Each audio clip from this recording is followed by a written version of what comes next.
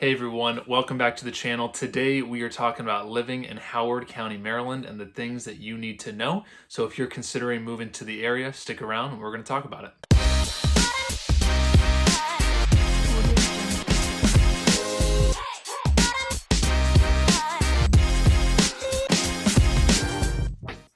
Welcome back to the Living in Maryland channel, where we talk about all things living in Maryland, the good, bad, and the ugly. So if that's the kind of information you're looking for, make sure to hit subscribe, hit the notification bell so you are notified of our new weekly videos.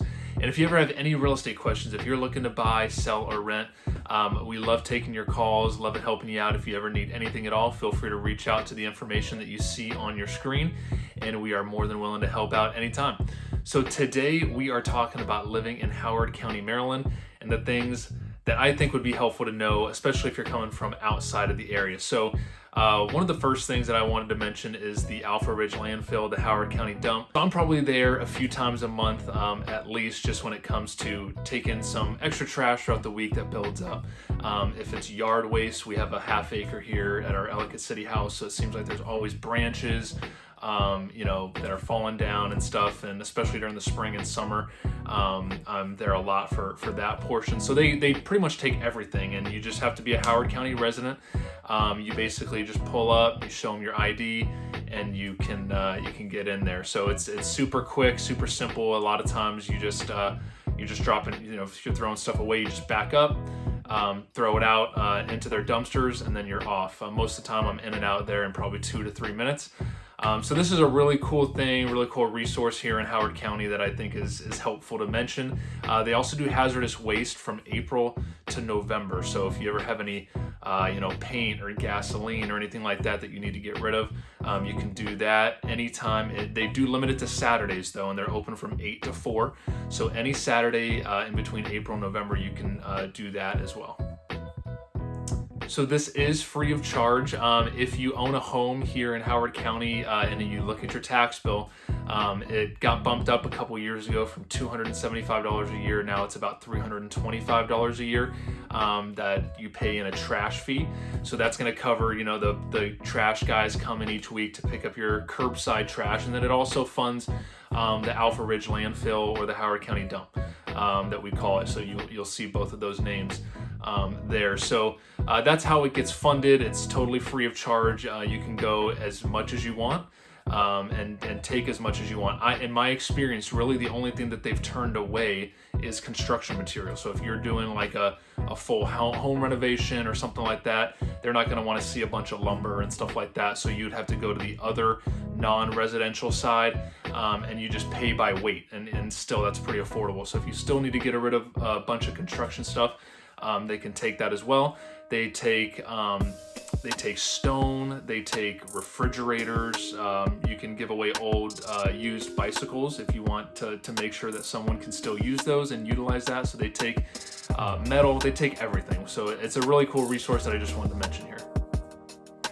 All right, second thing that I wanted to mention about living here in Howard County, Maryland is going to be the awesome schools that we have here in the area. Howard County draws people from all over the area and the region for the great schools. If you're here for as little as a few minutes, you will hear people talking about the Howard County schools and just what a great reputation that they have. So they are extremely well funded. I was looking at one of our property tax bills recently. It's about 55% of the county property taxes as a homeowner here in Howard County that goes towards the public school system. So they're very well funded. They are ranked number 1 according to niche or niche.com. If you want to check out their website, this is kind of where I'm getting this stuff from. So ranked number 1 in Maryland as far as best schools in the state. And then ranked number 2 as far as best place to work. So for teachers, so this is also a good thing, right? So teachers are basically happier there than a lot of other areas. It's a great work environment according to that website. So that's always a good thing too. That you should see that reflect in the teaching and things like that. So that's always a good sign to see. In Howard County, the national average is 17 to 1 as far as student to teacher ratios. In Howard County, Maryland is 13 to 1. So it's pretty well under the national average, which is also a good sign. Howard County schools have a 92% graduation rate, so that's always good to see. People always ask me as well about diversity within the schools in the area. Howard County is very diverse, so you're going to see all different kinds of people here in the area. You're going to see that reflected in the schools, but you're also going to see that just all throughout Howard County. As well, so you're going to see that in both areas. Another cool thing that Howard County Schools does is they have what's called ESOL teachers. So ESOL is English for speakers of other languages, and these are full-time teachers within the schools that basically their full-time job is to teach students where English is not their first language, to teach them the curriculum in a more helpful way where they're better understanding it. And better grasping it. So I thought that was really cool. You see that all throughout Howard County. And then Howard County also evaluates each school, and they determine based on the need of the school, they will assign liaisons to those schools. So, and basically they're not teachers, but their job is to communicate and help streamline communication and translate from staff and teachers to the parents. So that's something that's really cool too. If you're someone that where English is not your first language, and you have kids like that as well, Howard County is very well prepared to serve you guys. All right, next I wanted to talk about costs of housing here in Howard County, just so you know what to expect there. So behind Montgomery County, which is just south of us here in Howard County, it might be the next most expensive county. So I would expect that.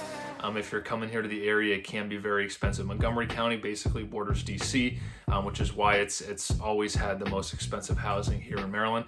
But Howard County is not too far behind it, so that's something that I would be prepared for when coming here to the area. All right, if you are looking and thinking about purchasing a home here in Howard County, the median sales price of a detached 3 to 5 bedroom home is going to be $615,000 here in the area. If you are looking for a townhome, 3 to 4 bedroom townhome in Howard County, median sales price is going to be $385,000. And if a condo would work for you, I was looking at 1 to 3 bedrooms. The median sales price is about $300,000. Of course, if a 1 or 2 bedroom would work, you're going to definitely see options below that. But $300,000 is the median sales price. And if you are looking to rent here in the Howard County area, if you're looking at detached homes, the median rent here in the area is $2,800 a month. If you're looking for a townhome, that's going to drop to about $2,400 a month. And then if a condo will work for you, the median rent price for a condo is going to be $1,600 a month here in Howard County. Okay, and last but not least, what is there to do here in Howard County? So what can you expect there? So Columbia is going to be pretty much the hub of Howard County, I would say. It's got the largest population as far as, city within Howard County. They're around, a little over 100,000 people. And then Ellicott City is a little behind them at around probably 75,000 people. So Columbia's got a good sized mall. They got a ton of shopping, a lot of restaurants in there. So that's always a cool place to go that's really close and right within Howard County. Arundel Mills Mall is not too far away either, depending on where you are in Howard County. It's just a little further east down 100. And they've got tons of shopping and a lot of other stuff there as well. Maryland Live Casino's right next to it as well. So you're probably on average around 20 to 25 minutes from that area within Howard County. All right, and if you like to get outdoors, do some walking and hiking like my wife and I, Howard County's got your back. So there's a ton of different options, but I do want to mention a couple of my favorite. If you're within Columbia, there is a ton of different walking paths that they have all throughout Columbia. So that's something that you'll want to check out. Outside of that, a couple of my favorites are Centennial Park. So this is right off 108, kind of bordering Ellicott City and Columbia. It's really big. They've got I think it's like a couple miles worth of paved walkway that's kind of circles around the lake. So that's a really fun area where you can fish, you can rent paddle boards. They've got a snack stand. So it's just a good time. You can picnic out there. They've got a good amount of grass and open space. So that's something that you definitely want to check out. And then Patapsco State Park is probably my favorite. So this is kind of bordering. It's on the what would it be, like the eastern side of Howard County as you head towards Baltimore. So it kind of separates Baltimore County from Howard County. So this is a really cool area. It's got a good sized river. You can kind of like kayak. I've seen a lot of people kayak down, the river. So that's a cool thing to do. There's a few different access points that I like. So on Woodstock Road, you can go down there. There's a lot of different areas where you can cut in, and there's a lot of woods where you can hike and kind of get out and just, you can get lost back there. So that's a really cool place.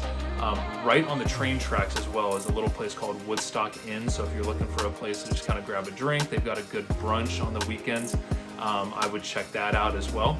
Daniels Dam is another area that's really fun. It's on the opposite side of the Woodstock part, which would be on the eastern side of Howard County. So this is a cool area where they've actually got some swimming that you can do. So during the summer, you're gonna see a lot of people out there swimming. They've got a lot of trails that cut back there. They've got a spot where you can fish and stuff. So it's just a fun place to get outside with the family for a day. So I would check that out as well. And then on Old Frederick, if you go down and kind of right there on the train tracks, you'll see some parking, and that's another access point that's really kind of cool if you need to drive or if you're doing anything like that. They've got you covered there. In Howard County, I would say we're about an average of 25 minutes or so from Baltimore. So this is really cool too. So if you're looking to get into the city, if you're looking for some nightlife, you're really close.